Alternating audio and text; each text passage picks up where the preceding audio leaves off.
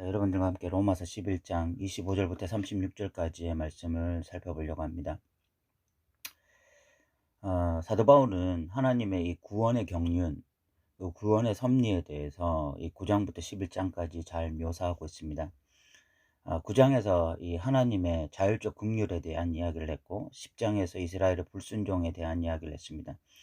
그러면서 이 11장에 와서 이스라엘의 남은 자에 대한 이야기와 그리고 이 원래 돌 감람나무였던 이방인들이 어떻게 이 창 감람나무의 그 가지가 되게 되었는지 그런 이야기들을 함으로써 결국 이방인들도 자긍하지 말고 하나님 앞에서 겸손하라 그런 이야기까지 했습니다. 그러면서 이제 사도 바울이 25절에 이런 말을 하는데, 형제들아 너희가 스스로 지혜 있다 하면서 이 신비를 너희가 모르기를 원하지 않는다. 이 신비, 이 미스터리를 너희가 알지 못하기를 원하지 않는다라고 말을 하고 있는데, 이 신비라고 하는 것은 이 하나님의 구원의 경륜을 말하는 것입니다. 하나님의 구원의 섭리. 그 구원의 섭리가 무엇인가 하면 이 신비는 이방인의 충만한 수가 들어오기까지 이스라엘의 더러는 우둔하게 된 것이다 라고 말을 하고 있습니다. 자, 우리가 이것에 대해서 좀 전체적으로 우리가 성경을 살펴보면 구약에서 하나님이 아브라함을 선택하셨습니다. 그리고 너를 모든 민족의 조상으로 삼겠다고 하셨습니다. 그것이 하나님의 원래 구원의 섭리고 경륜이었습니다. 그런데 하나님이 그 모든 민족의 아버지로서 아브라함을 삼기 위해서 결국은 그 모든 열방을 구원하기 위해서 이스라엘이라고 하는 한 민족을 선택하시게 되죠. 그리고 그 민족을 통해서 결국 그 민족의 선택을 통해서 하나님이 원하신 것은 모든 이방인들에게 복음이 증거되길 원한 것이었습니다. 그런데 이제 이방인들에게 온전히 복음이 증거되기 위해서 먼저 선행되어진 일이 무엇인가 하면 이스라엘이 우둔하게 된 것이라는 것입니다. 이런 모든 과정이 하나님의 구원의 어떤 경륜 속에 있는 것이라는 것입니다. 이스라엘이 우둔하게 되어지고 이스라엘이 불순종하게 되어지면서 이 복음이 이제는 이방인들에게 확장되어지는 일들이 일어났다고 말을 하고 있는 것이죠. 이것이 마태복음에 나타나는 이야기고 또한 사도행전에 나타나는 이야기입니다. 그런데 이렇게 이스라엘이 우둔하게 되어지고 이방인들이 들어오게 되었을 때 그러면 결국은 그 이스라엘은 그런 버림을 받느냐? 그게 아니라는 것입니다. 26절에 보면 그리하여 온 이스라엘이 구원을 받으리라 라고 이야기를 하고 있습니다. 여기서 온 이스라엘이라고 하는 것은 다시 돌아올 이스라엘인들을 의미하는 것입니다. 이건 굉장히 종말론적인 이야기인데 결국은 이런 이야기입니다. 이스라엘이 온 민족이 구원받기 위해서 선택을 받았습니다. 그리고 그들의 불순종으로 인해서 또 그들의 우둔함을 통해서 이제 이 복음이 이방인들에게 확장되었습니다. 이방인에게 이 확장되어진 복음, 그 복음의 종착지가 다시 우둔하게 되어진 유대인들이라는 것입니다. 그들에게 복음이 증거되고 다시 그들이 구원을 받는 그런 일들이 일어날 것이라고 이야기를 하고 있는 것이죠. 그래서 이 30절과 31절에 보면 너희가 전에는 하나님께 순종하지 않았다더니 이스라엘이 순종하지 아니하므로 이제 긍휼을 입었는지라. 과거에는 이방인들이 하나님께 순종하지 않아서 어떤 심판의 대상이었고 이스라엘이 긍휼의 대상이었는데 이제는 이스라엘이 순종하지 아니하므로 이방인들이 긍휼의 대상이 되었습니다. 그런데 31절에 이와 같이 이 사람들이 순종하지 아니하니 이는 너희에게 베푸시는 긍휼로 이제 그들도 긍휼을 얻게 하려 하심이라. 그러니까 이제 이방인들에게 나타난 이 긍휼이 다시 이스라엘인들에게 나타나게 될 것이다. 이 종말론적으로 이런 일이 일어나게 될 것이다 라고 말씀하고 있는 것입니다.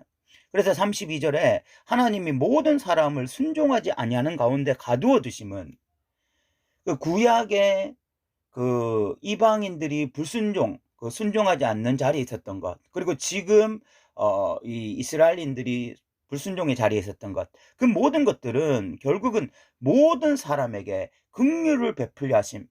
다시 말해서 하나님이 이런 모든 과정들을 거치신 것, 처음에 아브라함을 부르시고 또 이스라엘을 선택하시고 또 이스라엘이 강팍하게 되면서 오히려 또 이방인들에게 복음이 증거되어지고 그 마지막에 다시 이스라엘인들에게 복음이 증거되어지는 이런 모든 구원의 섭리, 이런 경륜, 이런 하나님의 섭리와 경륜이 결국 그 목적지가 뭐냐? 모든 사람에게 긍휼을 베풀려 하셨다는, 모든 사람을 구원하시고자 하시는, 그 창조로부터 지금까지 그리고 예수님이 다시 오실 때까지 그 하나님의 구원의 섭리와 경륜이 무엇이냐? 모든 사람들을 긍휼하게 베푸시는, 모든 사람들에게 긍휼을 베푸셔서 결국은 그들 모두가 하나님의 백성으로 돌아오게 되어지는 이 일을 위해서 이스라엘을 선택하신 것이고 또 이스라엘이 강팍하게 된 것이고 이방인들에게 복음이 증거된 것이고 다시 유대인들에게 복음이 증거되어질 바로 그 일이 일어날 것이다 라고 말하고 있는 거죠. 그러니까 이 로마서 9장부터 11장까지는 다른 어떤 것을 말하고자 한 것이 아니라 하나님의 구원의 경륜을 말하고자 하는 것입니다. 유대인들이 어떻게 하나님의 백성이 되었고 어떻게 선민이 되었는가? 그 하나님의 긍휼하심 때문이다. 신약에 와서 이방인인 우리는 이방인들이잖아요. 우리 같은 사람들이 어떻게 예수를 믿게 되어지고 어떻게 예수를 알게 되어지고 그래서 하나님의 자녀가 되어지고 지금은 그리스도인들로서 예배하는 자리에 있을 수 있게 되었는가? 하나님의 구원의 경륜 때문에, 구원의 섭리 때문에, 하나님의 전적인 긍휼하심 때문에 우리가 지금 이 자리에 있는 것이다 라는 것을 이야기하고 있는 것입니다. 우리가 이 로마서 1장부터 11장까지를 다시 한번 정리해 보면 결국은 로마서 1장부터 3장 20절까지 사도 바울이 한 이야기가 무엇입니까? 모든 사람이 이젠 죄 아래 있다는 것입니다. 그것이 뭐 유대인이든 이방인이든 이제는 아무 상관이 없다. 누구도 하나님 앞에 선하지 않고 누구도 하나님을 찾지도 않고 다 악을 행하고 다 죄인으로 판명났다. 그 이야기를 했습니다. 결국은 이 유대인이든 이방인이든 다 죄인인데 그들이 어떻게 의롭다함을 받느냐? 하나님이 주신 새로운 복음, 그 예수로 말미암는 복음, 그 복음을 믿을 때만이 오직 의인이 될 수 있다. 그 이야기를 했고 바로 그 예수를 믿어 의인이 된 대표로서 아브라함 이야기를 4장에서 하고 있습니다. 그 이후에 5장부터 8장까지는 그 그리스도인의 정체성, 그 그리스도인들, 그 하나님 앞에서 의롭다함을 받은 자들이 누구인지를 이야기하고 있는데 믿음으로 의롭다함을 받은 자들은 이제 하나님과 화평을 누리는 자들이라고 말을 하고 있습니다. 이것을 법정적 칭의와 관계적 칭의로 우리가 이야기를 했습니다. 하나님 앞에서 의롭다함을 받았다라는 것은 법정적 칭의고 이제 하나님과 화평을 누리는 이것이 바로 관계적 칭의입니다. 그래서 정말 예수를 믿게 되어진 자들, 정말 믿음으로 의롭다함을 받은 자들은 하나님의 법정에서 의롭다함을 받았을 뿐만이 아니라 하나님과의 관계가 회복되어지면서 이제 하나님과 화평을 누리는 자리로 가는 것입니다.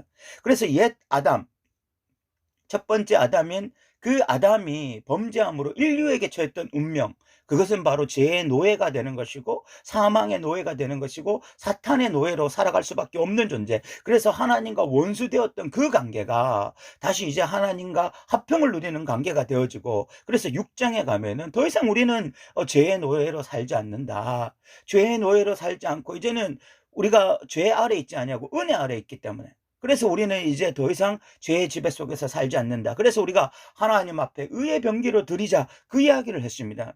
그러면서 7장에 가면은 실존적인 아담, 여전히 죄 아래 있는 그 아담의 그 존재는 여전히 탄식하고 공허하면서 오라 나는 공고한 사람이다. 이 사망의 몸에서 나를 누가 좀 건져낼 수 있겠느냐 이런 탄식을 하고 있는 대상이 그리스도인이 아니라 바로 실존적인 인간이라는 이야기를 했고 8장에 와서 그러나 우리 그리스도인들은 예수 그리스도로 말미암아 감사하는데 왜냐하면 이제는 생명의 성령의 법이 죄와 사망의 법에서 우리를 자유롭게 했다. 그래서 우리가 생명의 영, 또 양자의 영, 영광의 영에 대해서 우리가 살펴보았습니다.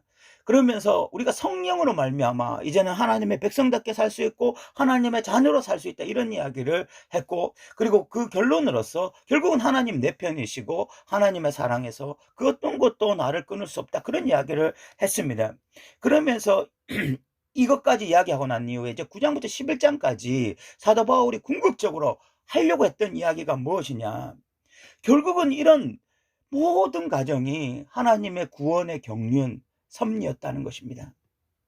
하나님이 결국은 죄 아래 있는 인간들, 결국은 그 첫 번째 아담으로 말미암아 모든 인류가 죄 아래 빠지게 되었고 다 심판의 대상이 되게 되었고 다 그런 어떤 불순종의 상태에서 그들이 어떻게 하나님을 믿게 되어지고 또 하나님의 자녀가 되어지고 그런 일들이 어떻게 온 인류에게 일어났느냐, 그 이야기를 하는 것인데, 그 이야기가 바로 9장부터 11장까지 하나님의 자율적 긍휼하심으로 이방인인 우리가 하나님의 자녀가 될 수 있는 가능성이 열리게 되었고, 결국 그 이스라엘의 불순종이라는 것조차도 결국은 이방인들의 충만한 수가 들어오기 위한 하나의 도구가 되었고, 그렇게 했을 때 결국 이방인들을 버린 것이 아니라 궁극적으로 다시 이스라엘을 버린 것이 아니라 다시 이스라엘을 구원하심으로써 하나님의 궁극적인 목적이 뭐냐, 모든 사람에게 긍휼을 베푸시는 것, 모든 사람을 구원하시고자 하는 하나님의 이 구원의 경륜,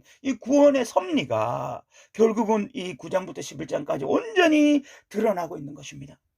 온 인류를 향한 하나님의 사랑, 온 인류를 향한 하나님의 긍휼, 온 인류를 향한 하나님의 은혜가 지금 온전하게 드러나고 있는 것이죠.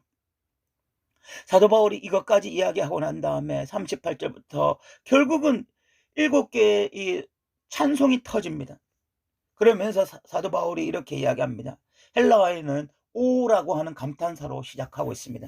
우리 성경에는 깊도다 이렇게 이야기하고 있죠. 깊도다 하나님의 지혜와 지식의 풍성함이요.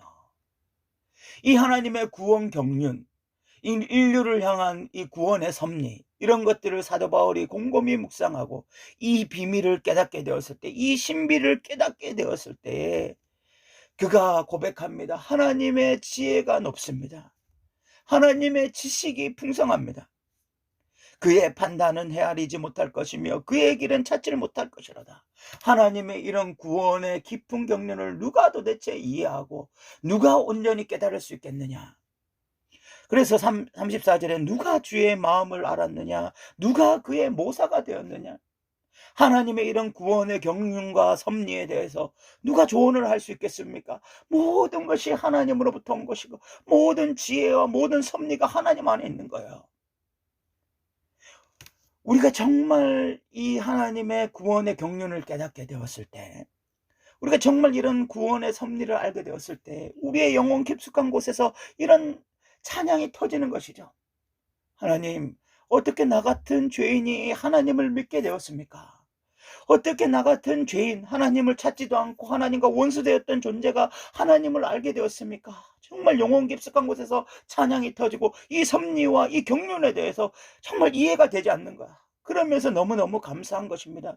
그런데 자기의 개인의 구원일 뿐만이 아니라 어떻게 우리 공동체가 하나님을 알게 되었습니까? 어떻게 이 나라가 하나님을 알게 되었습니까? 어떻게 온 열방이 하나님을 알아가고 있습니까? 어떻게 복음이 이렇게 확장되고 있습니까? 이런 하나님의 구원의 섭리를 깨달을 때에 하나님에 대한 진정한 찬양과 경배가 터지는 거죠. 그래서 사도 바울은 36절에 결론적으로 이렇게 말합니다. 이는 만물이 주에게서 나오고 주로 말미암고 주에게로 돌아감이라. 그에게 영광이 세세 있을지어다. 아멘. 모든 것이 하나님으로부터 시작되고 하나님으로 말미암았고 그리고 하나님께로 돌아갑니다. 이 모든 구원의 과정은 하나님으로부터 시작하고 하나님으로 말미암고 하나님으로 끝이 납니다. 그런 하나님을 찬양합니다. 아멘. 이렇게 고백하고 있는 것입니다. 사랑하는 성도 여러분, 이런 하나님의 놀라운 구원의 경륜, 구원의 섭리가 우리에게 온전히 드러나길 원합니다. 로마서를 통해서 우리의 구원이 결코 값싼 구원이 아니라는 것을 분명히 깨달았으면 좋겠습니다. 그래서 우리의 입에서 정말 하나님, 나 같은 죄인을 구원해 주셔서 감사합니다라는 고백과 함께 우리가 정말 이 마지막 시대에 의의 병기로 하나님 앞에 온전히 드려지는 저와 여러분 되셨으면 좋겠습니다. 들어주셔서 감사합니다.